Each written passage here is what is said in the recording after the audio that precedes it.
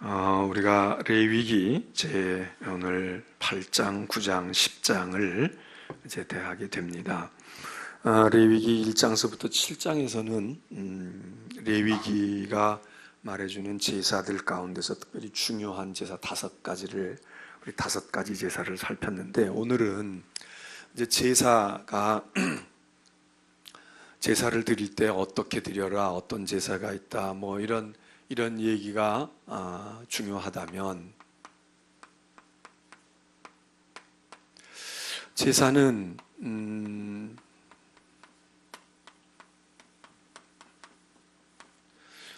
무슨 제사, 우리가 지난번에 살핀 거죠.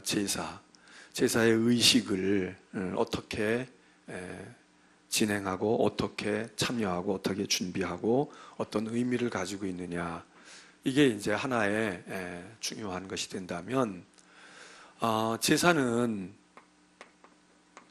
제사를 드리는 제사장이 있어야 하니까, 이 제사장은 또 어떻게 해야 되나, 제사장은 무슨 일을 하나, 제사장은 어떤 사람이어야 하나, 이런 것들이 우리에게 중요하지 않을 수가 없습니다. 그래서 오늘은 이 제사장에 대한 이야기가 오늘 레위기 8장에서부터 10장까지 넌 제사장을 이렇게 뽑아서 이렇게 해라, 그런 말씀이 있게 됩니다.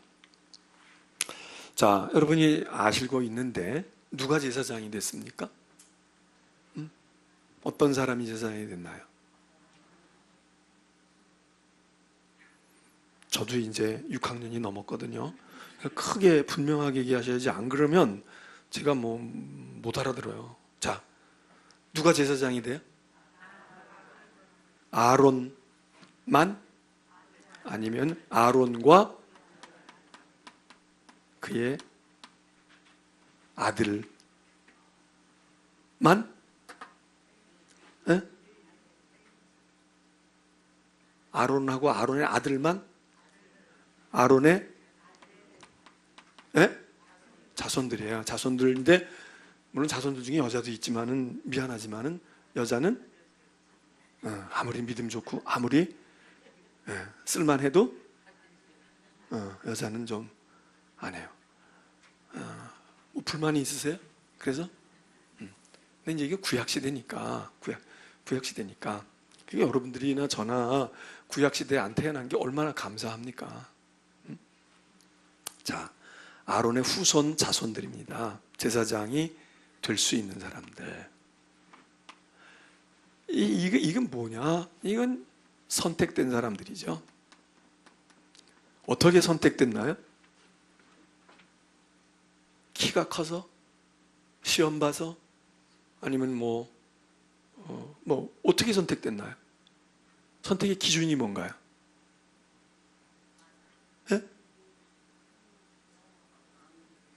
하나님 마음이에요. 하나님 마음. 하나님이 이 레위 지파를 택하셨고, 레위 지파 가운데도 아론을 택하셔서, 야, 너 제사장 해. 그리고 네 아들들, 네 손자들 내려가면서 제사장 되는 거야. 이게 하나님의 선택입니다.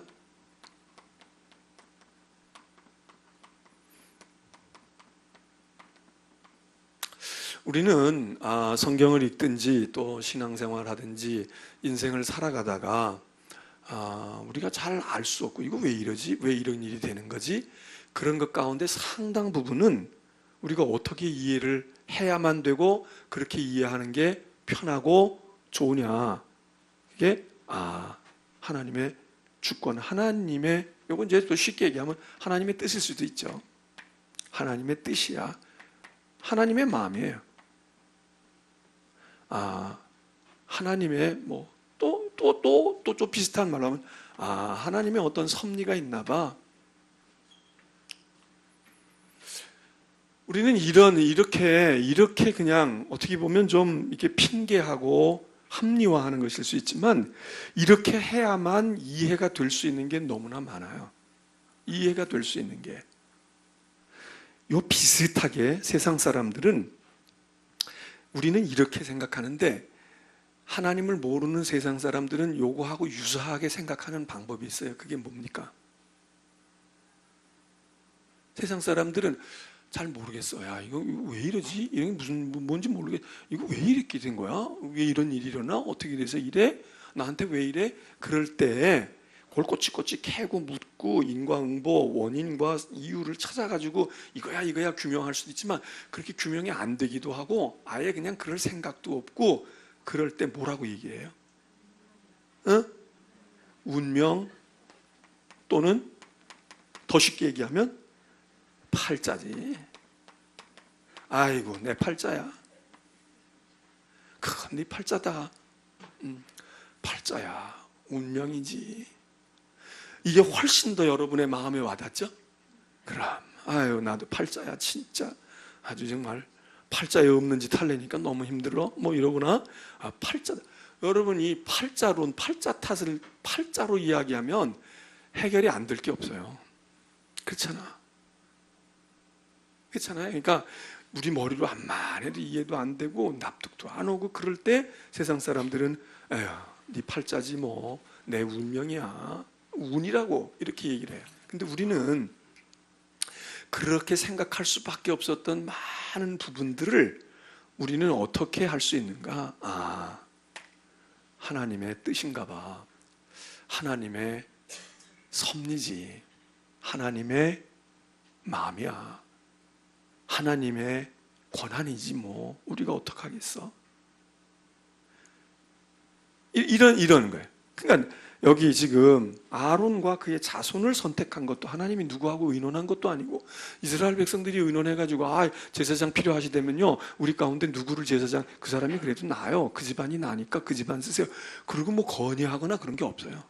그냥 하나님께서 모세에게 이르셔서 야 그 아론 있잖아. 네 형 아론 있잖아. 아론과 그 후손들을 제사장으로 삼아라. 그게 지금 레위기에 나오는 겁니다. 물론 출애굽기도 있지만 그렇게 해서 시작. 그런데 우리는 그것이 하나님의 주권이지만 그 하나님의 주권은 선택으로 하나님의 택하심으로는 하나님이 택하신 거예요. 그냥 지명해서 택한 겁니다. 너 해. 또 누가 제사장이 됐겠습니까?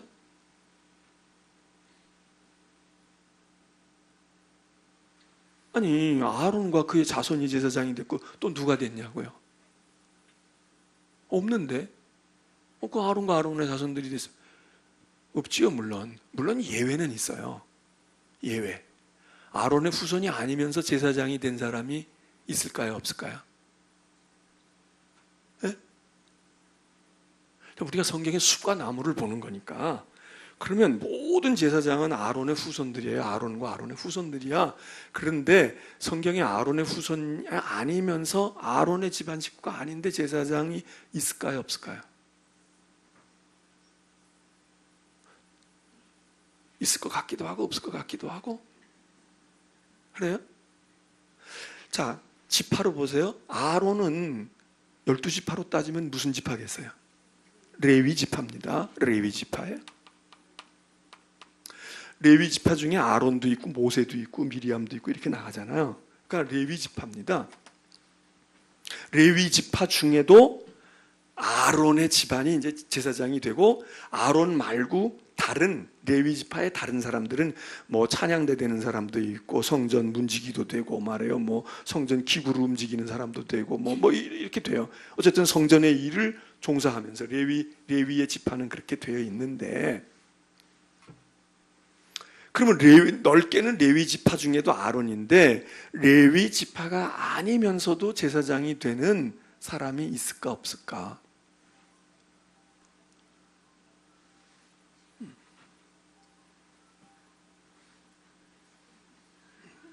그래서 좋은 게 나와요. 누구요? 멜기세덱이에요. 멜기세덱은 언제 사람입니까? 아브라함하고 거의 비슷하다고 보는 거예요. 그러면 그래도 비상벨이 안 울리고 아름다운 음악이 울리니까 난데 그러면 이 멜기세덱 그러면 우리는 누가 떠올라지냐면 아브라함이 떠올라져요. 알았습니다. 또 누가 남의 폰 가지고 오신 분이 있는 것 같아. 자기 거 같으면 얼른 끄는데 남의 거를 가지고 오셔가지고 훔쳐서 왔는지 어떻게 그러셨나 봐. 자, 그러면 이 멜기세덱은요, 멜기세덱 우선 시간적으로 볼 때 멜기세덱이 더 먼저 사람일 것 같아요? 아론의 제사장 된 아론들이 후손들이 먼저 사람일 것 같아요? 여기가 먼저잖아요. 근데 성경은 멜기세덱을 뭐라고 이야기해요? 예? 제사장이라고 말하고, 특별히 뭐라고 말하냐면 제사장 중에도 이 대제사장, 창세기 보면 지극히 높으신 하나님의 제사장이라는 거예요. 이게 무슨 바알의 제사장, 이런 제사장은 많죠. 미디안의 제사장, 이런 제사장은 많이 있는데 분명히 멜기세덱은 지극히 높으신 하나님의 제사장이라는 거예요. 그러면 이 사람도 제사장이에요, 안 해요? 네? 제사장이라고. 근데 이 사람은 레위 지파의 후손이에요, 안 해요? 안 해요. 레위 지파는 아니야. 그래서 이거를 창세기 이 사람이 등장하는 건데, 그래서 아브라함이 이 사람에게 11조 바쳤다는 거 아니에요? 제사장이라서 여기다 11조 바쳤다는 거야. 그러니까 아브라함이 레위의 할아버지, 조상이 되는 아브라함이 섬기고 아브라함이 따랐던 제사장 멜기세덱은 아브라함의 후손 레위의 자손이 되어진 제사장이 아닌 거죠. 그런데 이 멜기세덱에 대해서, 그러면 제사장이면 멜기세덱의 아버지도 제사장이고 멜기세덱의 아들도 제사장이 되고 손자도 제사장이 돼야 되는데 그런 언급이 하나도 없잖아요. 그냥 멜기세덱 하나만 하늘에서 뚝 떨어져서 얘기되고는 아들이 있는지 없는지 제사장인지 아닌지 아무 얘기가 없어요. 그래서 멜기세덱은 좀 종류가 좀 다른 거야. 출신이 달라요. 그래서 이걸 히브리서에서는 뭐라고 말하느냐 하면 레위의 반열 아론의 반차를 따르지 아니하고, 반차라는 말은 계열, 아론의 계열을 따르지 아니한 계보가 다르다 이거예요. 시작도 없고 끝도 없고, 그리고 이상한 제사장이 하나 나타났는데 이 멜기세덱이 바로 그런 제사장이다. 그렇게 설명을 하면서 뭐라고 말하느냐 하면 이 멜기세덱이 누구를 잘 이해하게 하는 제사장이다? 예수 그리스도를 잘 이해하게 하는 제사장이다. 자, 예수님도 제사장으로 불려요. 대제사장이신 예수 그리스도. 히브리서 그렇게 말해요. 그런데 이 예수님의 제사장이라는 것은 이 계열이 아니라는 거예요. 왜? 혈통으로도 예수님은 레위 지파가 아니야. 무슨 지파겠어요? 굳이 말한다면 유다 지파예요. 그러니까 레위 지파만이 제사장이 되는데 예수님은, 물론 예수님은 엄밀하게 따지면 사실 유다 지파라고 볼 수도 없지만 다윗의 후손으로 보니까 성령에 의해서 잉태되신 하나님의 아들이지만 인간의 족보로 본다면 유다 가문 속에 들어가 있는데 유다 가문이 어떻게 제사장이 돼요? 될 수가 없어. 그런데 예수님 제사장이고 대제사장이시다. 그러니까 이 예수님은 제사장인데 제사장의 계보가 뭐냐? 제사장의 배열 반차가 아론이 아니라 멜기세덱과 같이 끝도 없고 시작도 없고 끝도 없고 그냥 이게 무슨 계승이 되어온 제사장이 아니다. 하나님의 특별한 제사장이다. 아브라함도 섬겼던 아브라함의 후손이 제사장이 되는 건데 아브라함이 섬겼던 제사장처럼. 그래서 이 멜기세덱은 또 왕이기도 하다 그러잖아요. 살렘 왕이다. 살렘의 왕이다. 평화의 왕이다. 예수님도 평화의 왕이시잖아요. 그래서 예수님을 잘 이해하고 예수님을 제사장으로서의 잘 이해하게 하는 사람은 아론이 아니라 멜기세덱이다. 자, 이런 예외가 성경에 있습니다. 이런 예외를 빼놓고는 다 제사장은 아론의 계열들이에요. 아론의 계열들이야. 그런데 그럼 제사장은 다 아론의 계열인데 누구 또 딴 사람이 누가 있느냐 그 얘기가 아니라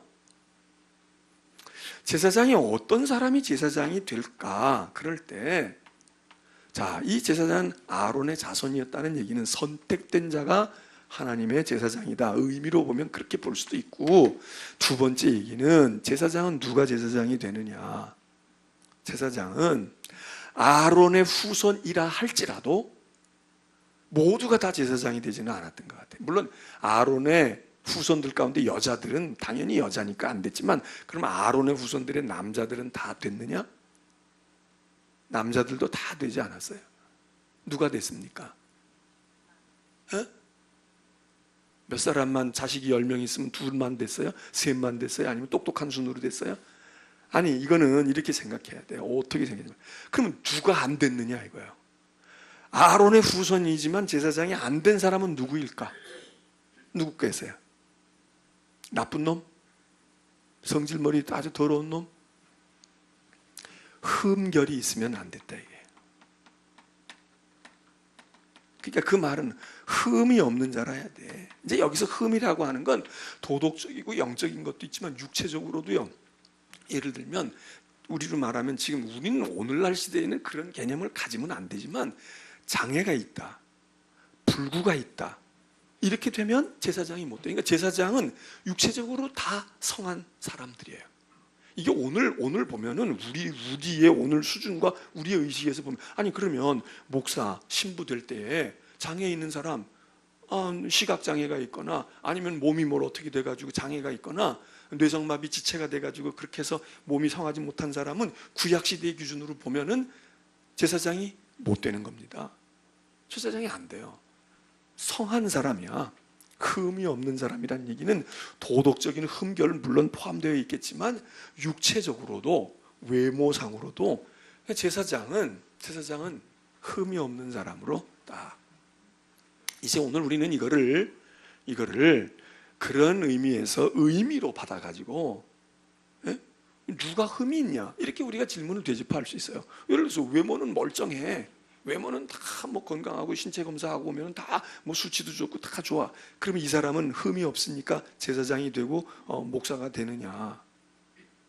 외모는 장애가 있어요. 절기도 하고 시각장애가 올 수도 있고 청각장애를 입을 수도 있고 뇌성마비가 올 수도 있어. 그런데 다른 데 흠결이 있다. 윤리도덕적으로 흠결이 있거나 아니면 무언가 영적으로 그랬거나 다른 면에서 인격적으로 뭔가 흠결이 있으면 그러면 될까? 안 된다 이거예요. 그 요즘에는 이제 뭐 우리나라도 이제 점점 강화가 됐지만, 이제 전에는 뭐 목사 안수를 주거나 이럴 때에 그냥 시험 보고 이런 거 했지만 요즘에는 심리 테스트도 하고. 왜냐하면 겉으로 보기엔 멀쩡한 거예요. 그런데 무언가가 이 마음 속에 정서나 정신적으로 심리적인 상태에 문제가 있다. 사이코패스다. 이거 곤란하잖아요. 그래서 심리 테스트를 한단 말이에요. 물론 뭐 우리는 아직도 초보 단계에 있지만 좀 더 깊은 것까지. 그래서 그 사람을 성찰해 살펴서 안 되겠어. 도저히 안 되겠어. 그리고 이제 이게 제도적으로 나타나는 건 뭐냐면, 우리가 무슨 장로님들을 세울 때도 그러고 우리가 당회할 때 집사 구원사를 세울 때도 마찬가지지만 사람들을 여기다 불러다 놓고 우리가 투표도 하지만 성품 통과라는 걸 한단 말이에요. 성품. 저 사람이 얼마나 착하냐, 얼마나 온화하냐 이런 것만 보는 게 아니라 이 성품 통과라는 게 사실은 흠이 있느냐 없느냐 이걸 보는 거죠. 그래서 회중들이 저 사람 흠이 없어요. 저 사람 그냥 직분 감당할 만해요. 이런 걸 검증을 하는 건데 이것도 이제 그런 뜻이 담겨져 있죠. 그래서 흠이 없는 사람이라야 제사장이 되는 겁니다. 근데 옛날에는 이게 외모로 나타나는 것들을 중시했지만 오늘날에는 사람이 뭐 하반신 마비가 왔다고 해도 그 사람이 마비가 된 자가 아니라 양심의 마비가 있는 사람, 그게 흠결이 있는 거, 그게 문제가 있는 거지. 이렇게 지금 우리는 발전적으로, 그리고 우리가 모든 면에서 깨우쳐서 이제 그쪽으로 가지만 어찌됐든요, 어찌됐든 지금도 마찬가지로 흠이 있으면 안 된다 이거예요. 흠이 없어야지. 이 얘기는, 흠이 없다는 얘기는 죄가 하나도 없다. 그러려면 그런 사람이 또 어디 있어요? 그러니까 이 흠이 없다는 말은 어떻게 보면 완전하다 그런 얘기는 아니지만, 그래도 하나님 앞에 제사의 직무를 감당하기에 없는 사람이라야지 아론의 후손이라고 무조건 너는 뭐는 되느냐 이러지는 않았다. 이게 무조건은 아니었다. 아론의 자손이라도 이런 걸 봤다. 자, 이게 이제 제사를 드리는 겁니다. 제사장을 뽑는 중요한 기준입니다. 그래서 지금 오늘 여기 있는 8장에 지금 말씀에 제사장을 어떻게 세우느냐, 하나님께서 모세에게 너 이렇게 해서 아론과 그 아들들을 말이야 이제 제사장으로 임명하는 겁니다. 처음 제사장 나오는 거니까 첫 제사장을 만드는데 그 제사장들을 이야기를 해요. 그 다음에 제사장은 어떠해야 되느냐, 제사장은 흠이 없다는 말은 그런 외형적인 것도 있지만 정결해야 된다. 정결이라는 말은 깨끗하다 그런 말이지만 또 다른 말로 하면 지난번에 얘기했던 거룩해야 된다. 그래서 제사장은 거룩한 사람으로 만들어야 돼요. 이렇게 거룩하려면 우선 제일 근본적이고 중요한 건 속죄, 죄사함을 받아야 돼요. 그래서 제사장들은 제사를 드리기 전에 제사장의 임무가 뭐예요? 제사 드리는 거고 그 제사의 대부분은 다른 사람의 제사를 드려주는 거 아니에요? 중보자가 돼서 다른 사람의 제사를 드리는 거야. 그런데 다른 사람의 제사를 드리기 전에 할 일이 뭐냐 하면 제사장이 자기를 위한 제사를 드리는 거예요.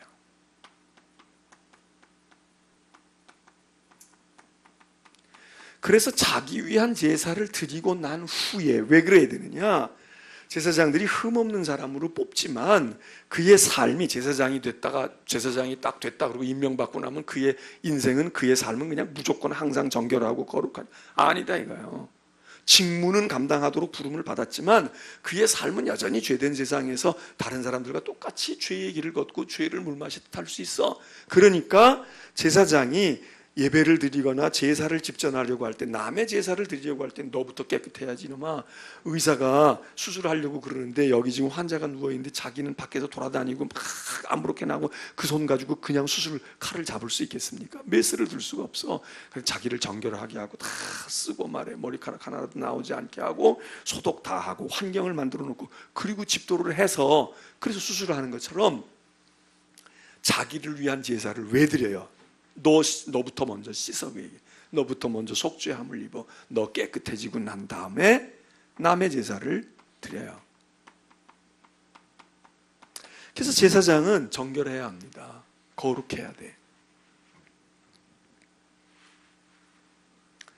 이거는 이제 이 거룩하고 정결하는 것은 몸도 그렇고 마음도 그래요. 몸도 중요합니다. 마음만 깨끗하면 됐지 뭐 몸이 아무르면 어때? 아이고 괜찮. 안 해요. 그래서 여기 지금 제사장을 세우는 의식을 보게 되면 몸을 영적으로도 씻지만 육신적으로도 아주 정결하게 씻어요. 정결하게 씻습니다. 또 이 거룩하다는 말은 지난번에도 우리가 누누이 얘기했지만 거룩하다는 얘기는 구별되다 그런 얘기예요. 달라. 이 구별이 그냥 보통 뭐 돈이 있어서 구별돼 보이고 잘 많이 배워서 구별해 보이는 게 아니라 거룩하게 성별된 거죠. 뭔가가 거룩해 보여. 그래서 이 거룩해 보이는 것을 위해서 제사장들을 어떻게 합니까? 제사장들은 몸을 깨끗하게 씻을 뿐만 아니라 정결하게 할 뿐만 아니라 그 몸에다가 걸치는 옷이 달라요. 제사장의 옷에 대해서 말씀하세요. 보통은 그냥 이렇게 휘감고 다니면 돼. 휘감고 다니면 돼. 그런데 제사장은 의관이 달라요.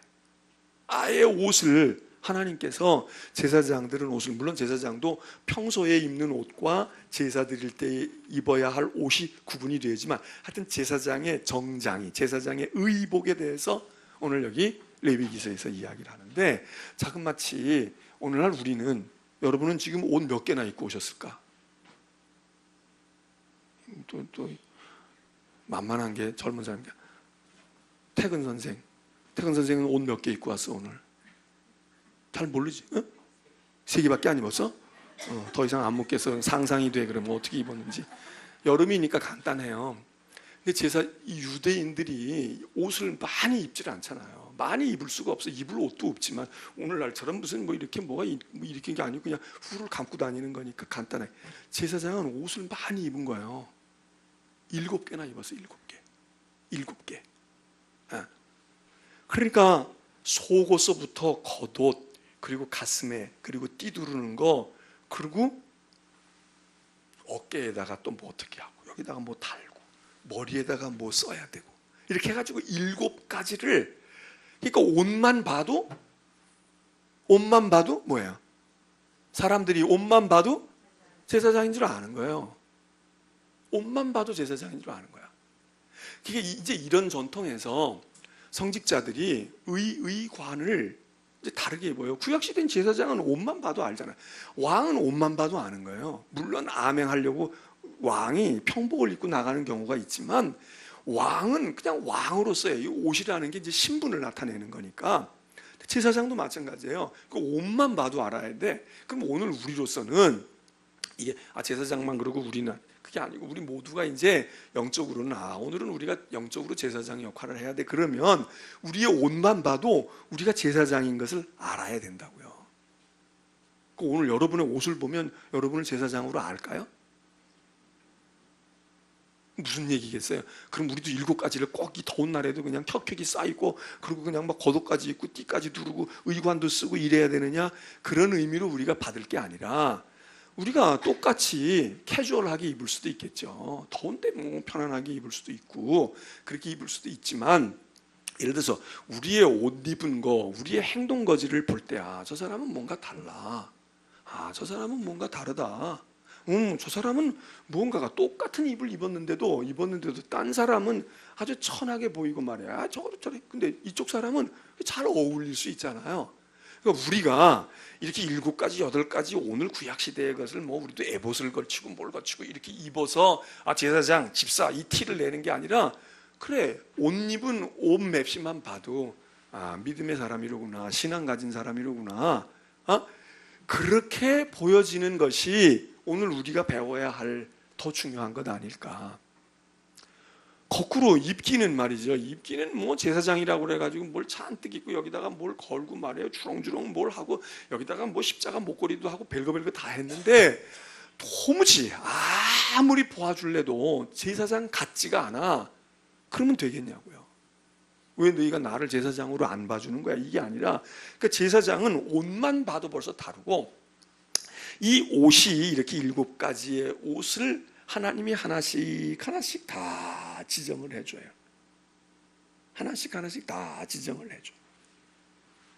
그래서 제사장의 옷이 다른 것처럼 오늘 우리의 옷도 다르다. 이제 이거를 바울이 말한 로마서에 가서 로마서의 말씀으로 보면 우리 그리스도인들에게 바울도 옷을 입으라는 거야. 무슨 옷을 입으라고 그랬을까요? 그리스도로 옷 입어라. 그리스도로 옷 입어라. 여기다가 치렁치렁하고 말해요. 뭐 하고 다니고 이러고선 제사장 입네 그러지 말고 그냥 너희가 그리스도로 옷 입은 사람이면 너희가 무슨 옷을 입고 있든 어떻게 되어 있든 너희 옷을 보면서 그리스도의 사람이로구나 이렇게 그리스도의 옷을 입어라. 바울은 이제 그리스도의 옷을 이야기를 했는데 자 그런 의미에서 제사장은 옷이 달랐어요. 오늘 그 얘기가 여기 있어요. 그래서 머리에도 뭘 쓰죠. 관을 쓰기도 하고. 그 다음에 이 제사장은요 가지고 다니는 도구가 있었어. 그게 무언가 하면 그게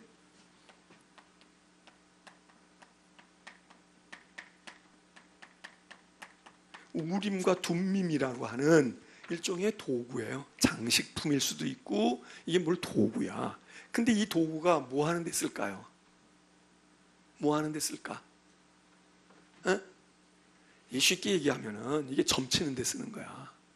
근데 점을 치는데 그냥 말하는 점쟁이들은 뭐가 다 있잖아요. 뭐 주사위 가지고도 하고 뭘 가지고도 하고 뭐 방울 가지고도 하고. 이게 근데 점인데 제사장이 점 치는 점은 뭐겠어요? 이게 제비 뽑힐 때 쓰는 거야. 제비 뽑을 때. 구약에는 제비 뽑기를 많이 했거든요. 제비 뽑기. 제비 뽑을 때에 뭘 이렇게 넣어가지고 할 수 있으면 우림과 둠밈이라고 하는 이 도구를 사용해서 하나님의 뜻을 알고자 할 때, 제사장이 쓰는 도구가 있어요. 오늘 우리도 내가 직업에 따라서 내가 하는 일에 따라서 도구가 다 있잖아요. 저도 지금 여기 도구를 쓰잖아요. 이렇게 칠판 쓰고 이렇게 하고 마이크 들고 말해요. 도구를 사용한단 말이에요. 제사장은 제사장의 도구가 있는 거예요. 그래서 우림과 둠밈을 하나님께서 가지게 하셨어요. 그리고 난 다음에 제사장에게는 이렇게 외형적인 것만 그런 게 아니라 이 제사장을 세우는 것을 보게 되면 중요한 것이 있는데 기름을 붓습니다. 기름을 부어요. 기름을 붓습니다. 그래서 기름을 붓는 자, 기름 부음을 받는 자를 구약시대에는 세 부류의 사람에게 기름을 부었다는 거예요. 자, 아시지? 누구? 왕에게 부어요. 왕을 세울 때 기름을 부어요. 그 다음? 그 다음 누구? 지금 얘기했잖아요. 누구? 제사장 세울 때 기름을 부어요. 기름을 부어. 그 다음에 세 번째? 그렇죠. 예언자를 세울 때 기름을 부어. 자, 기름을 부은 자, 그래서 그리스도에게서, 예수 그리스도에게서 우리가 이 세 가지 직능과 기능을 이야기하죠. 예수 그리스도는 제사장이자 예언자이시자 왕이시다. 예수 그리스도에게도 기름 부음을 받은 자, 그래서 기름 부음 받은 자라는 말의 뜻이 그게 메시아네요. 기름 부음을 받은 자, 메시아. 그래서 기름을 부어요. 기름을 붓습니다. 그래서 기름을 부어가지고 아론도 세우고 아론의 아들들도 제사장으로 세웁니다. 기름을 붓는 것은 여러 가지 의미가 있는데, 그래서 뭐 하나님께서 주시는 은혜를 이렇게 너에게 준다 이런 의미인데, 이것과 비슷한 유사한 것이 있는데 그게 무언가 하면 안수하는 겁니다.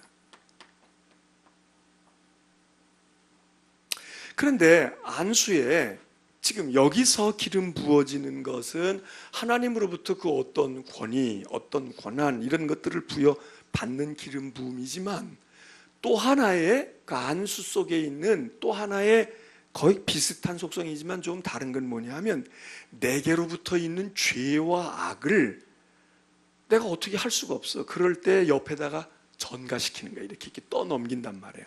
떼어 넘길 때도 뭘 하냐? 이거 안수하는 거야. 그래서 제사장을 세울 때 제사장 자신도 기름 부음을 받지만, 제사장 자기가, 제사장 되려고 하는 자기가 양에게 안수해요. 이거는 이제 일반 제사 때에도 일반 시민들이나 일반 백성들도 마찬가지지만, 제사장도 제물에게 안수한다고. 이때에는 제사장의 신통력이나 제사장의 은혜, 제사장이 가지고 있는 권위, 그것을 주는 게 아니라 이 양에게다가, 이 제물에다가 뭘 줘요?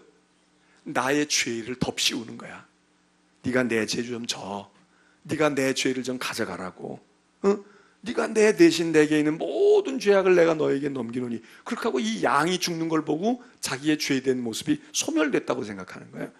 그러니까 안수는 어떤 하나님의 신적인 능력과 신적인 것에만 기름 부음 받는 것이 아니라, 어떤 때는 내가 가지고 있는 죄와 악과 허물을 넘길 때, 이렇게 떠넘길 때, 하나님 제가 이렇게 부족한데요, 이 양에게 제가 이렇게 넘기니까 하나님이 이 양을 받으시고 제가 형벌을 받는 것처럼 그렇게 인정해 주세요. 그런 의도가 있다. 그래서 제사장들은 기름 부음을 받기도 하지만 자기도 자기의 죄와 악이 있으니까 제물된 양이나 염소들에게 이렇게 안수를 합니다. 자, 그렇게 해서 이제 이런 것들을 이게 이제 의식으로 순서로 쫙 들어간단 말이에요. 그래서 뭐 옷을 하나씩 모세가 가르쳐줘. 그다음 뭐 입어 이렇게 해가지고 이제 의관을 딱 갖추고 제사장 되는 취임식을 하는데, 그걸 위임식이다 그렇게 해요. 제사장 위임식. 장로교회는 위임식이라는 게 있어요. 그래서 목사도 위임. 담임 목사보다 더 중요한 권한을 주는 목사를 위임 목사라고 해요. 감리교는 위임 목사가 없습니다. 그런데 장로교는 위임식을 하는 거예요. 그래서 딱 모든 권한과 모든 것들을 그에게 줍니다. 여기 지금 제사장 취임식이라고 하지 아니하고 위임식이라고 말해요. 제사장을 위임합니다. 이런 예식을 통해서 제사장으로 세워요. 오늘 우리들도 이건 제사장이니까 우리하고는 관계없다, 우리는 아니다. 아니에요. 그렇지 않아요.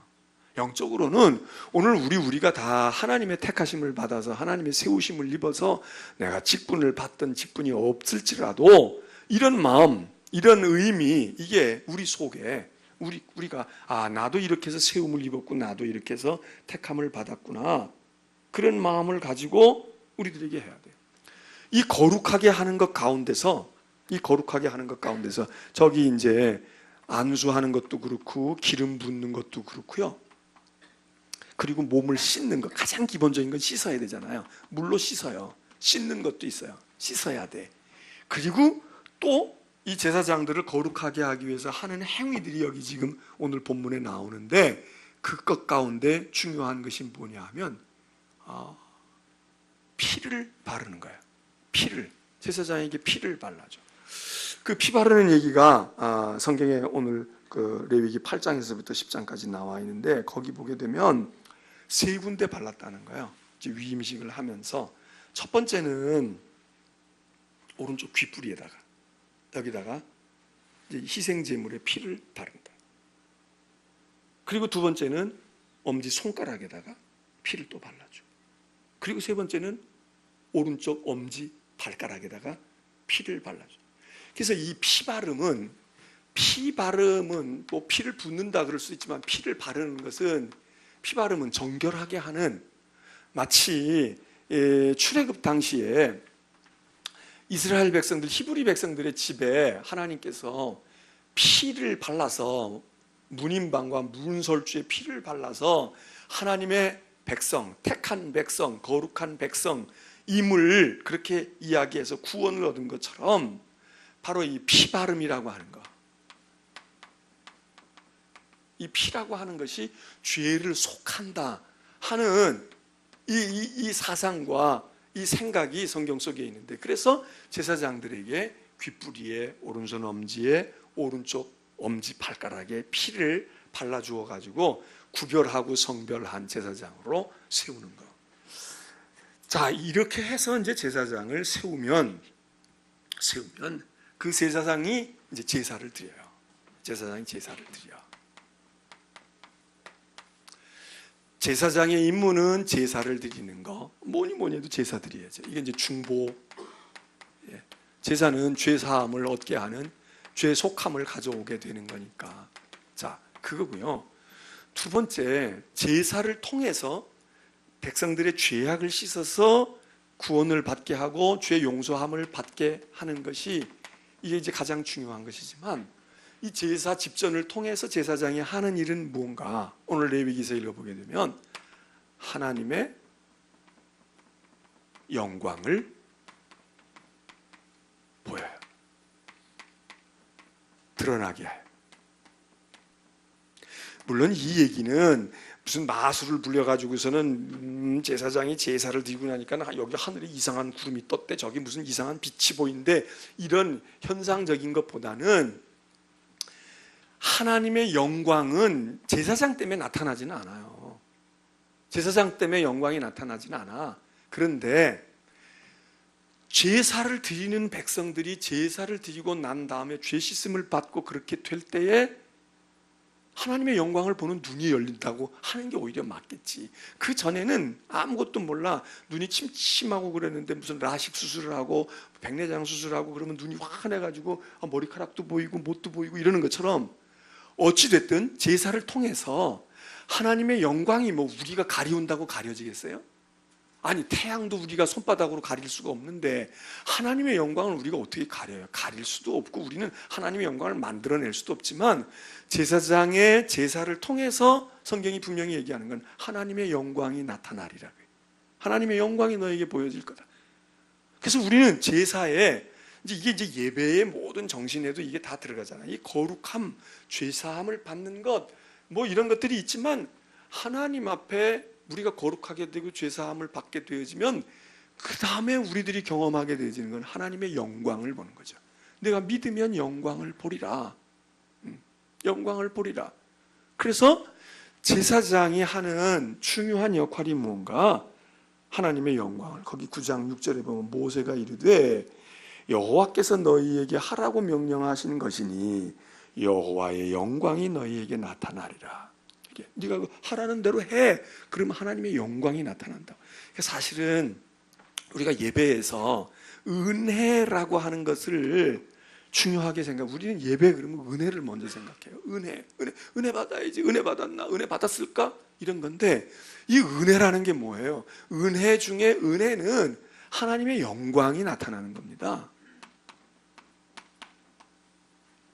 우리가 요한계시록이 지금 엊그제인가로 끝났는데 새벽에 새 하늘과 새 땅에서도 얘기되어지는 핵심이 무언가 하면 영광이 있는 거예요. 그러니까 햇빛도 필요 없는 거야.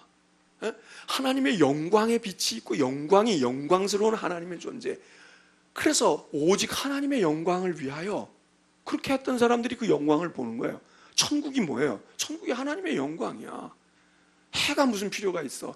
해가 있으면 전기도 필요 없고 불도 필요 없다 이러지만 해가 필요 없어. 왜? 하나님의 영광이 해가 가져다 주는 빛과 비교할 수가 없다. 이게 이제 영광스러운 천국이거든요. 천국에 대한 우리의 개념이 여러 가지로 올 수 있지만 천국 영광입니다. 영광이에요, 영광. 영광스러운 세상이야. 근데 그게 어디에서? 그게 예배에서, 제사에서 하나님의 영광을 부려. 여러분이 우리가 예배를 통해서 하나님의 영광을 보지 못하면 무슨 영광을 어디서 봐요?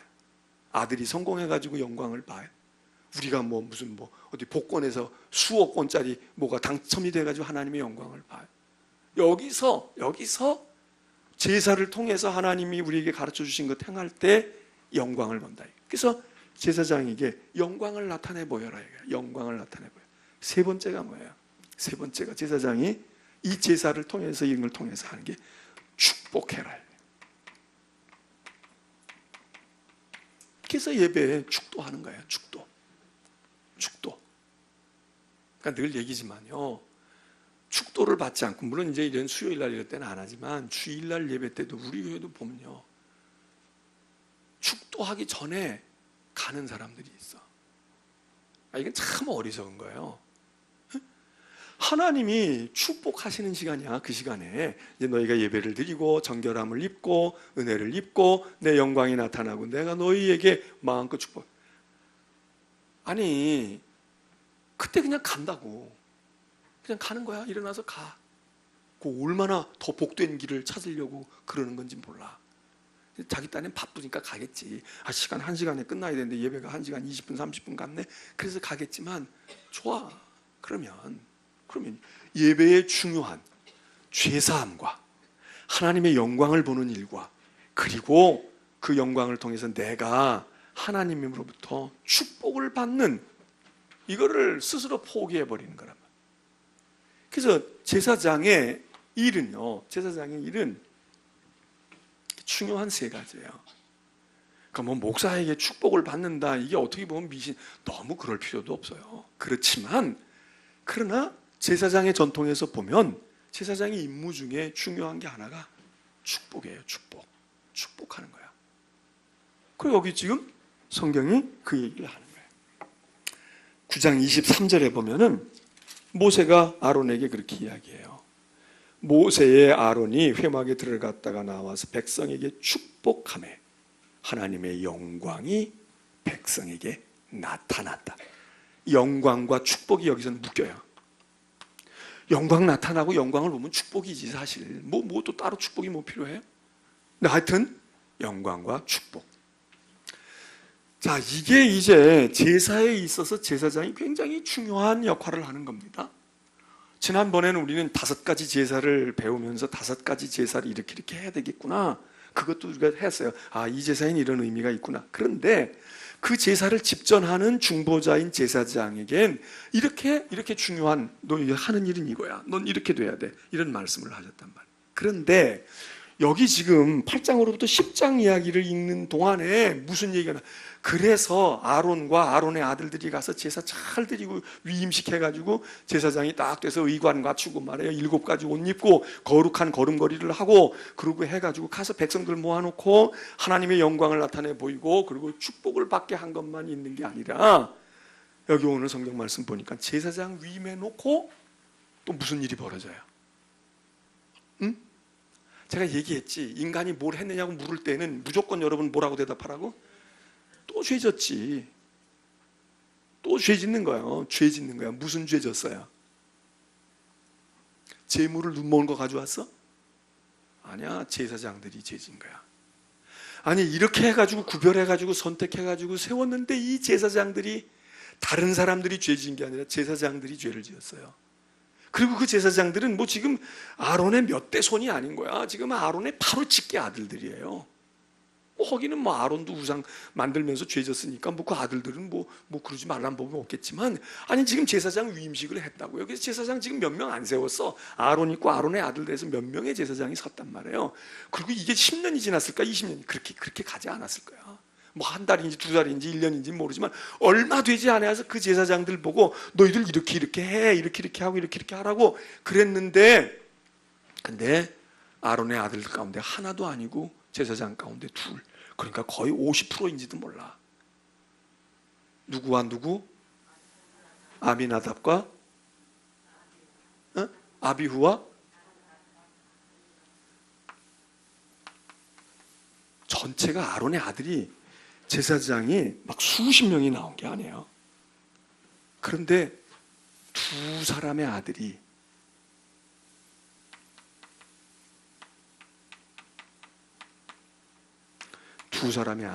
죽습니다. 제사들이 다 죽어요. 근데 우리가 이런 걸 보면요, 인간이 언제나 죄를 지을 수도 있지만 은혜 받으면서도 죄져요. 그러니까 교회가 부흥하면서도 하나님께 죄범해요. 우리가 은혜가 충만하면서 죄를 범해. 마귀는 우리를 그렇게 그냥 죄 지을 수밖에 없을 때 죄를 짓게만 하는 게 아니라, 죄 짓지 않을 수 있고 죄 짓지 않아야 되는데 죄를 짓게만, 거기서 마귀는 자기의 능력을 과시하는 것 같아. 그러니까 다 그랬어요. 다 그랬다고. 보세요. 죄가 정말 무서운 죄와 정말 죄가 결정적인 죄는, 죄 지을 때 힘들고 죄 지을 수밖에 없네, 진짜 실망해가지고 이렇게 죄 짓는 사람도 있어요. 이래서 배도하는 사람도 있어요. 근데 성경에 나타나는 중요한 사건들 속에서 보면요, 중요한 사건들 속에 나타나는 결정적인 죄악들은 나쁜 상황이 아니야. 기도 안 했던 사람들이 아니에요. 물론 뭐 다윗이 간음의 죄를 범했다, 그런데 그거는 기도는 안 했나 모르지만 다윗의 일생 속에서 그만큼 좋은 때가 없었어. 그렇게 평화롭고 그렇게 자신만만하고 그렇게 축복받은 때가. 근데 그때 하고 많은 일 가운데 죄를 짓잖아요.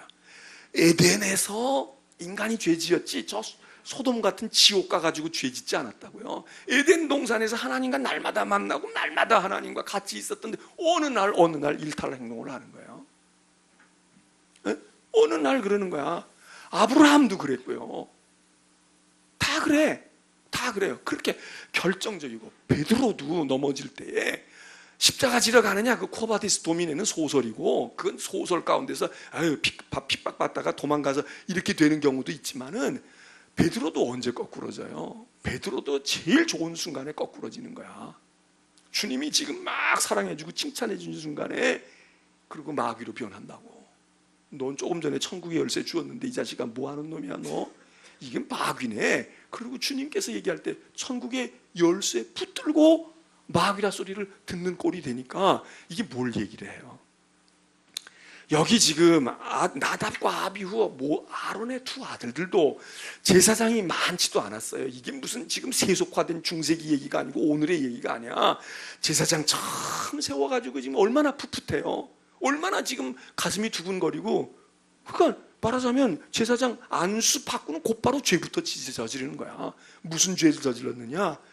세상에 나가서 살인하고 간음한 게 아니에요. 이 사람들이 제사장 직무를 감당했어. 근데 문제는 어디 있느냐? 불을 제멋대로 사용했어. 하나님이 인정하시는 불을 써야 되는데 제사장은 불을 써야 되잖아요, 제사 드리려면. 그런데 말은 제사를 드리고 뭐 열심히 뭘 했어. 그런데 불을, 하나님이 원하시지 않은 지가 지 마음대로 불을 가지고 와가지고 제 불을 쓴 거야. 하나님이 사실 이거 봐주실 수 있잖아요. 이게 무슨 뭐 간음을 했어요, 도적질을 했어요, 재물을 빼돌렸어, 그거 아니고는 제사 드렸어.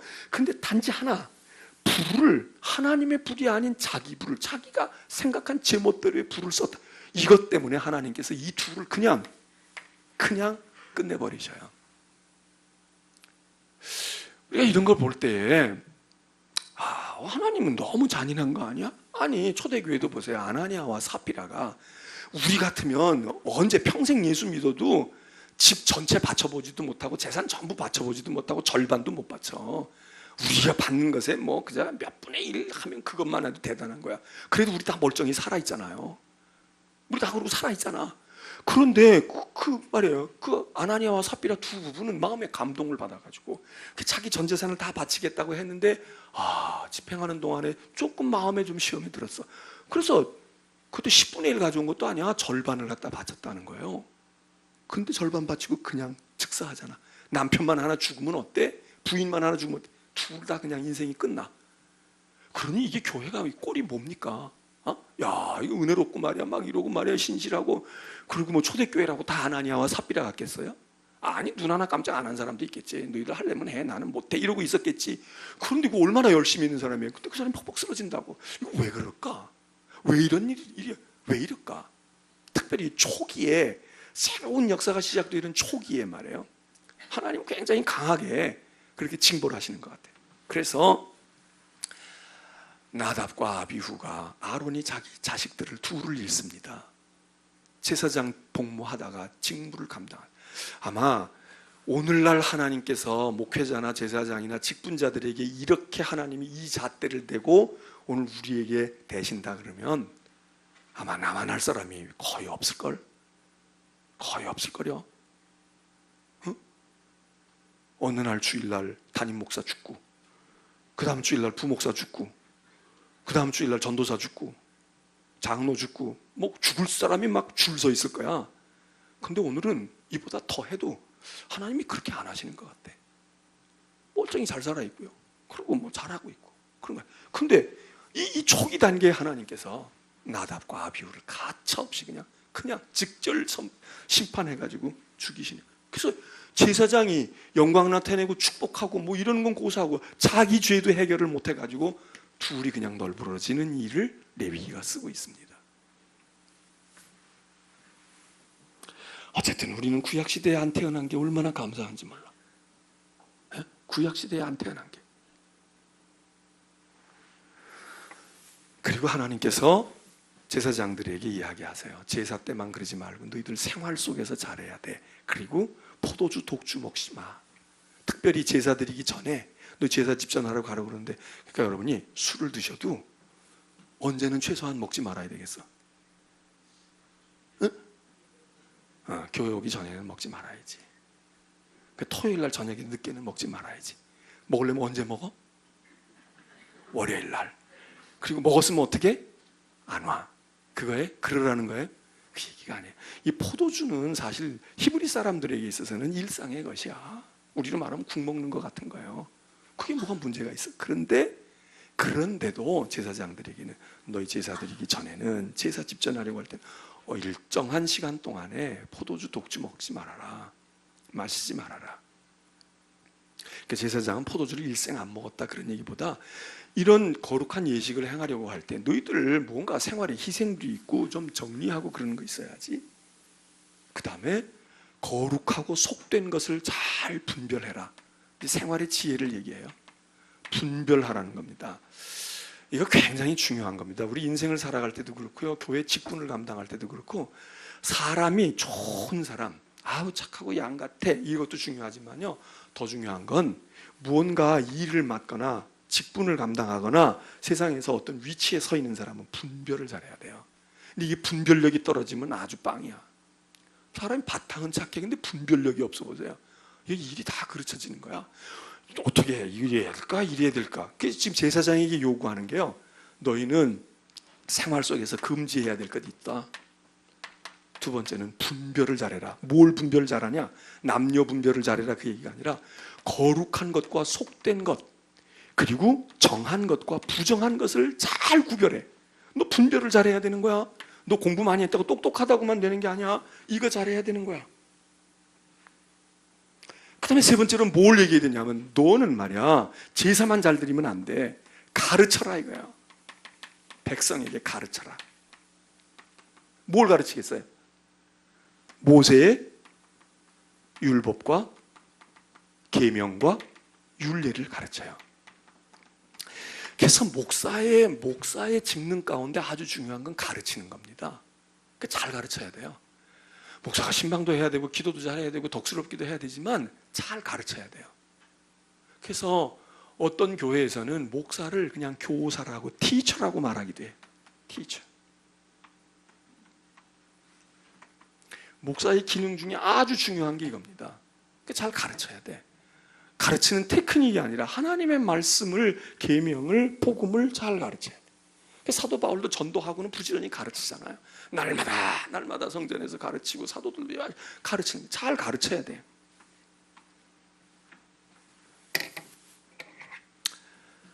자, 이게 이제 제사장들에게 생활 속에서 무엇을 해야 될 건가? 여기다 이제 하나 더 붙이면 너희가 먹는 것도 장소를 구분해서 먹어라. 이게 거룩한 곳에서 먹어라. 물론 거룩한 제물들을 먹으니까 거룩한 곳에서 먹겠지만 아무 데서나 먹고 아무 데서나 그러지 말아라. 이제 이런 것도 얘기하시지만, 자, 이런 게 이제 오늘 제사장들. 그러면 이게 제사장에게만 아니라 오늘 우리에게도 오히려 이런 게 우리의 생활 속에 이제 이게 되는 거죠. 자, 거기까지. 요 다음 시간에 이제 11장부터 얘기하겠는데,